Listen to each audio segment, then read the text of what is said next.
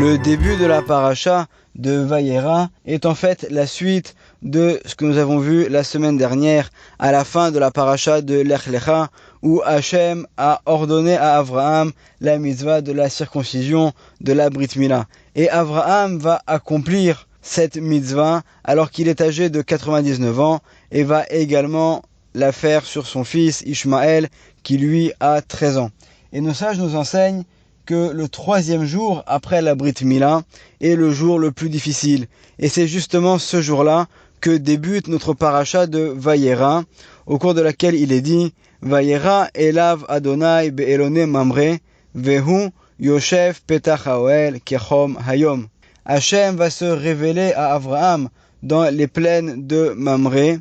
et lui, Abraham, se tient assis à l'entrée de la tente dans la chaleur du jour. Puisque, comme le dit Rashi dans son commentaire, en tirant le Midrash, Hachem va envoyer ce jour-là une chaleur particulièrement importante pour éviter aux voyageurs qui ont l'habitude de recevoir chez Abraham l'hospitalité de prendre la route ce jour-là et pour qu'Abraham puisse se reposer. Mais au contraire, on voit que Abraham est toujours à la recherche de la bonne action à accomplir et donc au lieu de rester à l'intérieur de la tente à se reposer, et en plus ce jour-là, il y a des circonstances qui pourraient expliquer ce besoin de repos. Au contraire, lui, il va s'asseoir dans la chaleur à l'entrée de sa tente et être là à guetter les éventuels voyageurs qu'il pourrait accueillir chez lui. Le Ben Ishraï, dans son livre Birkat Areach, qui est donc ce fameux livre que j'ai cité à maintes reprises, qui a été découvert tout récemment par les soldats américains en Irak, nous rapporte le Midrash Rabbah de Bereshit Rabbah au chapitre 48, paragraphe 8, où il est dit que les Atid Lavo, donc dans le futur, Abraham va être assis, non pas à l'entrée de la tente, comme cela est mentionné dans notre paracha, mais plutôt à l'entrée du Gehinam pour sauver toutes les personnes qui devaient normalement aller au Gehinam, mais qui ont eu le mérite de faire la Brit Mila. Abraham va être là pour les sauver et les empêcher de tomber dans le Gehinam. Et bien évidemment, ces paroles du Midrash nécessitent une explication, surtout qu'on comprend que Abraham, qui est le premier homme à avoir accompli sur lui la Brit Mila, a un mérite particulier qui lui permet par la suite de sauver ses descendants. Mais on a du mal à comprendre pourquoi est-ce qu'il doit être spécifiquement à l'entrée du Gehinam. Il pourrait très bien se trouver, au lieu de cela, au sein du tribunal céleste, là-haut, et chaque fois qu'une âme va être là, va être jugée devant le tribunal, intervenir et servir d'avocat pour défendre en apposant son veto, par exemple, et en disant, regardez, cette personne, ce juif, c'est vrai qu'il n'a pas été parfait, c'est vrai qu'il a fait des erreurs, mais puisqu'il a le mérite de la Brit Mila, il mérite d'être sauvé. Donc pourquoi est-ce que Abraham a besoin de se trouver justement à l'entrée du Gehinam? Surtout que le Midrash poursuit et nous dit Vehu Yoshev Petach Haoel, Abraham était assis à l'entrée de la tente. En fait, il ne s'agit pas de l'entrée de la tente, mais de l'entrée du Gehinam. Kechom Hayom, dans la chaleur du jour, il s'agit en fait de la chaleur du Gehinam qui est comparée à un four dans lequel il y aurait un feu extrêmement puissant. Et pourquoi est-ce qu'on nous dit que Abraham se trouve dans les plaines de Mamré, puisqu'on voit que le mot Mamré a pour racine le mot Mora qui signifie la crainte avec un aleph à la fin et qui donc lui aussi fait allusion à ce lieu dont tout le monde a peur qui est le Gehinam. Le Ben Ishraï va nous rapporter la suite du Midrash qui raconte une histoire au cours de laquelle un roi avait lancé un avis de recherche contre un bandit particulièrement dangereux. Et voilà que l'un des sujets du royaume va réussir à capturer ce bandit. Et à ce moment-là, les soldats viennent et arrêtent les deux personnages le temps de les amener devant le roi pour être jugés. Et au cours de la nuit, dans laquelle ils vont être tous les deux, chacun dans une cellule séparée, alors en fait, nous dit le Midrash, les deux vont avoir peur. Le grand bandit, bien évidemment, va avoir peur du jugement qu'il va recevoir. Mais il n'est pas le seul à avoir peur, puisque le sujet qui a réussi à arrêter ce bandit, lui aussi est conscient que même s'il a fait un acte particulièrement important, sa responsabilité devant le roi va elle aussi augmenter, et il craint que finalement demain le roi le nomme général des armées, chef d'état-major, et qu'il soit obligé de se retrouver à devoir aller au combat, à devoir aller en guerre, alors que avant cet événement, il était un homme tout à fait simple qui avait une vie paisible et tranquille. Le Ben Ishraï nous dit qu'en fait, il en est de même pour les tzadikim. Lorsque les tzadikim de chacune des générations arrivent à des niveaux extrêmement élevés, alors leur crainte la plus importante, c'est de devoir un jour, lorsqu'ils devront aller dans l'autre monde, descendre en enfer pour aller là-bas récupérer des âmes. Et même s'ils sont arrivés à un niveau extrêmement important, cette souffrance qu'ils vont avoir, devoir descendre dans les abîmes de l'enfer pour aller sauver d'autres personnes, est particulièrement difficile. Et cela est rapporté dans de très nombreux endroits, le fait que les tzadikim doivent descendre en enfer pour aller sauver des personnes. C'est rapporté notamment dans le traité de Hérouvine, à la page 19 au premier versant, également donc dans le Midrash qu'on a cité, dans le Zohar, dans la paracha de Pinchas, à la page 220, et également dans les écrits du Harizal, dans différents endroits, et aussi dans le livre Peri Etzraim, dans le Sha'ar Kriyat Hashema au 3e chapitre. Donc on voit que c'est un enseignement qui est particulièrement répandu, et la question qu'on devrait se poser, c'est pourquoi est-ce que les tzadikim ont besoin de descendre en enfer? Est-ce qu'on ne pourrait pas trouver une autre solution pour faire remonter ces âmes qui se trouvent là-bas et qui méritent d'être sauvées? La réponse à cette question, on la trouve dans un autre livre du Ben Ishraï qui s'appelle le livre Ben Ish Chayil, dans le premier chapitre qui parle du Shabbat Tshuva, dans lequel il est mentionné qu'il y a en fait deux types de jugements là-haut dans les cieux. Il y a le jugement directement par Hachem, mais qui est réservé pour certaines personnes très particulières, comme par exemple c'est le cas de Rabbi Shimon Bar Yochai, qui dans le Zohar va mentionner qu'il sait déjà que c'est Hachem lui-même qui va le juger en direct, mais la plupart des individus vont devoir se présenter devant un tribunal céleste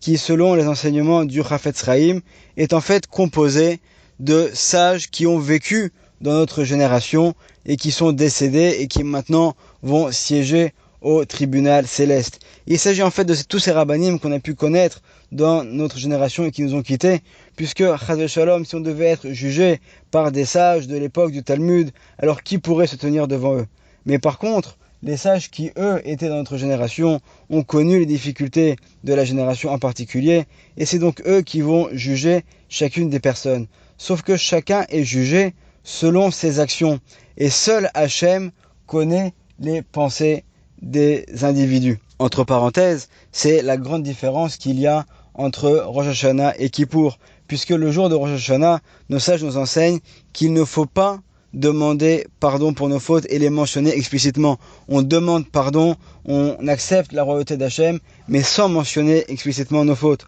Pourquoi? Parce qu'à ce moment-là, nous sommes jugés devant le tribunal céleste qui est composé de rabbanim qui voient nos actions. Et forcément, si quelqu'un se présente devant le tribunal et qu'il avoue ses fautes, il va directement être condamné. En revanche, lorsque nous nous trouvons le jour de Kippour, alors là c'est l'inverse. Au cours de plusieurs prières de la journée, on va mentionner nos fautes de manière explicite, puisqu'en fait le jour de Kippour est ce jour particulier où nous sommes jugés directement devant Hachem, et Hachem, comme un papa qui voit son fils faire une erreur, qu'est-ce qu'il attend? Il attend que son fils vienne et demande pardon et avoue sa faute. Et si au contraire, Chas Shalom, le fils vient et dit non mais moi j'ai rien fait, c'est là que le papa peut se mettre en colère. Et c'est donc la grande différence qu'on voit entre Rosh Hashanah et Kippour. Et donc pour revenir à notre sujet, il arrive parfois qu'il y a de grands tzadikim qui se présentent devant le tribunal céleste, et selon leurs actions, lorsque le tribunal examine chacun de leurs faits et gestes, ils peuvent que constater que cette personne était un grand tzaddik qui mérite d'aller au Gan Eden. Mais ce que les sages de ce tribunal ignorent, c'est que parfois ce tzaddik a pu avoir des pensées qui n'étaient pas exactement comme il fallait et qui nécessitent de faire une réparation. Et en revanche, il y a aussi le cas totalement inverse. Quelqu'un qui a été toute sa vie un rachat, qui a accompli les actions les pires qu'on puisse imaginer, mais juste au moment de sa mort, il n'a même pas la possibilité de parler, mais dans sa pensée, dans sa tête, il va faire une tchouva complète et demander pardon à Hachem pour toutes les fautes qu'il a pu faire dans sa vie. Et lorsqu'il se présente devant le tribunal, alors lui c'est l'inverse, on va le condamner directement à aller en enfer, au Gehinam, puisque le tribunal ne sait pas ce qu'il avait dans ses pensées. Et donc le seul qui puisse réussir à faire la réparation de cela, c'est Hachem lui-même qui va à ce moment-là envoyer des anges qui vont aller chercher le tzaddik dans le Gan Eden et l'accompagner jusqu'au Gehinam pour aller retirer de là-bas des âmes qui sont prisonnières. Et par la peur que va avoir le tzaddik lorsqu'il est accompagné par les anges et qu'il ne sait pas où est-ce qu'on l'emmène, il se demande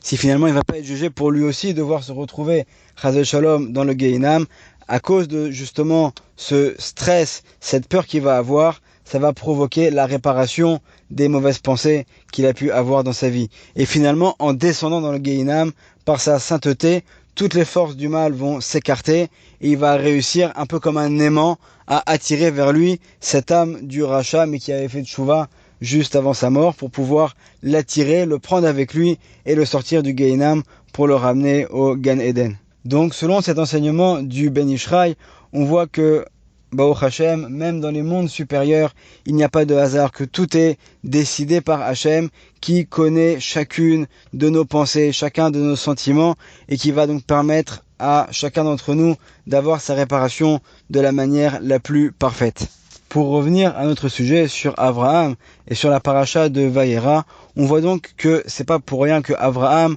se trouve à l'entrée du Gehinam pour sauver les âmes des personnes qui ont fait la Brit Mila, étant donné que lui-même c'est le premier qui a fait cette mitzvah, donc il a un mérite tout particulier. Et ce mérite va continuer pour toutes les générations, puisque grâce à lui, ce sont des milliers et des milliers de personnes qui vont être sauvées et qui auront donc une réparation pour leur âme. Mais le Ben Ishraï pose quand même la question, à laquelle il ne va pas répondre ici, de demander mais pourquoi est-ce que Abraham, malgré tout, a besoin de se trouver dans cet endroit de souffrance qui est l'entrée du Gehinam, puisque en comparaison avec notre paracha, on nous dit que c'est un endroit qui est particulièrement chaud, particulièrement désagréable. Donc pourquoi est-ce qu'Abraham a besoin de se tenir là-bas? Selon ce que dit ici le Ben Ishraï, ce qu'on pourrait comprendre entre les lignes dans l'idée qu'il cherche à exprimer ici, c'est qu'en fait Abraham va avoir finalement un mérite pour l'éternité qui va continuer de génération en génération lorsqu'il va sauver des âmes du peuple d'Israël. Et finalement, on pourrait dire que le prix un petit peu à payer est celui de devoir se trouver justement dans cet endroit si bas, si difficile pour pouvoir sauver ses âmes, mais que finalement cela va lui procurer à lui-même un bénéfice spirituel extrêmement important. Sans remettre en cause les paroles du Ben Ishraï, mais pour essayer au contraire d'en ajouter un petit peu plus, je vais vous proposer également une interprétation personnelle. Dans la Masechet de Psachim, le traité de Psachim, à la page Kuf Yud-Tet, on nous raconte un événement qui aura lieu à la fin des temps, au moment du Mashiach. Atid Akadosh Baruch Hu la Asot Seuda la Tzadikim. Donc Hachem va faire une Seuda, un repas de fête pour les Tzadikim, Beyom Sheigmol Chasdo, les Zar'o chez Yitzhak, le jour où il va avoir de la pitié, il va exprimer toute sa miséricorde pour la descendance de Yitzhak, c'est-à-dire en fait le peuple d'Israël. Après que tous les tzadikim qui se trouvent à cette table extraordinaire vont finir de manger et de boire, Notnin lo le Avram Avinu kos shel beracha levarer. On va donner à Avram Avinu, donc qui se trouve également lui aussi à cette table avec les autres patriarches, l'honneur de faire le Birkat Hamazon et de faire donc la bracha sur le vin pour le Zimoun. Veomer laen, et Avram va leur répondre, Eni mevarech, je ne suis pas en mesure de pouvoir faire cette beracha. Pourquoi? Sheyatsa mimeni Ishmael, parce que Ishmael est descendu de moi et l'un de mes descendants. Et ensuite la Gemara continue et nous dit de quelle manière est-ce que Abraham va transmettre le verre de Kiddush à Yitzhak, qui lui aussi va refuser, ensuite à Yaakov, qui lui aussi va refuser, ensuite à Moshe, Yehoshua, et enfin, lorsque le verre arrive chez le roi David, c'est lui qui va dire Omer Laen, donc il leur dit Ani Evarer, Veli Nael Evarer, moi je vais faire cette beracha, cette bénédiction, et c'est un plaisir pour moi de la faire. Et c'est à ce moment-là où il va prendre le verre et dire Kos Yeshuot Esa ou Veshem Hashem Ekra. Donc le verre des délivrances, je vais porter, et Hachem, je vais appeler. Et c'est donc ce que nous disons dans la Havdalah. Et d'ailleurs, ce repas de fête qui aura lieu à la fin des temps ressemble un petit peu à cette Havdalah, à cette différence qu'il y aura entre toute la période de difficulté qu'on a vécue dans notre monde et la période messianique qui nous attend très bientôt. Donc on voit ici dans notre Gemara que Abraham va refuser du fait que non seulement il a eu Ishmaël comme descendant, mais c'est pas tout, c'est qu'il va également prier pour que Ishmaël puisse vivre devant Hachem, puisqu'à un moment il dit Lou Ishmaël Ichye Lefanecha, il va prier pour que Ishmaël puisse avoir lui aussi une descendance et fasse partie un petit peu de la continuité d'Abraham. Et alors que les paroles du Zohar dans le livre de Bereshit sont particulièrement élogieuses envers Abraham, puisqu'on nous dit que finalement la finalité de toute la création du monde, c'est avant tout Abraham qui a été ce premier monothéiste, ce premier individu au monde qui a permis qu'Hachem soit connu. En revanche, lorsqu'on parle de ce verset-là qu'il a dit sur Ishmaël, alors il va y avoir des paroles qui sont particulièrement dures. Et à mon humble avis, c'est peut-être aussi une des raisons pour laquelle dans notre Midrash, on nous mentionne qu'Abraham doit justement se trouver à l'entrée du Gehenam, et donc il va avoir une souffrance malgré tout de se trouver là-bas, puisque peut-être que cette souffrance va venir réparer ces prières qu'il a fait pour Ishmaël, et également le fait qu'il a permis à Ishmaël de faire la Brit Mila, et grâce à cette Brit Mila, Ishmaël va avoir un mérite tout particulier de pouvoir dominer la terre d'Israël pendant plusieurs siècles. Et étant donné que c'est pas une faute en soi, donc on ne peut pas le punir pour cela, de la même manière que les tzadikim qui ont eu une mauvaise pensée, on ne va pas les punir pour cela, puisqu'il n'y a pas de punition prévue dans la Torah pour ceux qui ont une mauvaise pensée. Mais malgré tout, on va les faire descendre dans le Gehenam pour se purifier et pour faire une réparation. Et c'est peut-être ici également ce qui se fait pour Abraham, qui va devoir être à l'entrée du Gehenam et faire le tri entre les personnes qui rentrent et les personnes qui n'y rentrent pas. Et cette chaleur qu'il va subir du Gehenam, puisqu'il est juste à l'entrée, va être pour lui une réparation pour son âme, et également le début d'une séparation entre finalement le bien et le mal, entre ceux qui ont fait cette mitzvah de la Brit Mila et ceux qui n'ont pas fait. Et c'est peut-être aussi ce qu'il aurait fallu faire à son époque d'une manière un peu plus claire entre Ishmaël, qui est l'un de ses enfants, et Yitzhak, qui est son fils, mais qui est aussi sa continuité, puisque c'est par l'intermédiaire d'Yitzhak qu'ensuite va naître Yaakov et les 12 tribus et tout le peuple d'Israël. Donc c'est bien sûr une interprétation personnelle qui n'engage que moi, et on va surtout garder en tête cet enseignement de nos sages, grâce auquel on apprend que là-haut, finalement, chacun de nos gestes, mais également chacune de nos pensées, va être vérifié par le tribunal ou par Hachem, et donc, Bezrat Hachem, que nous puissions avoir le srout, le mérite de nous purifier, d'aller dans le chemin d'Hachem, et que nous ayons très bientôt la chance de voir ce festin magnifique qui est décrit dans le traité de Psachim à la fin des temps, avec la venue du Mashiach, Bimera, Beyamenu, Amen. Shabbat Shalom.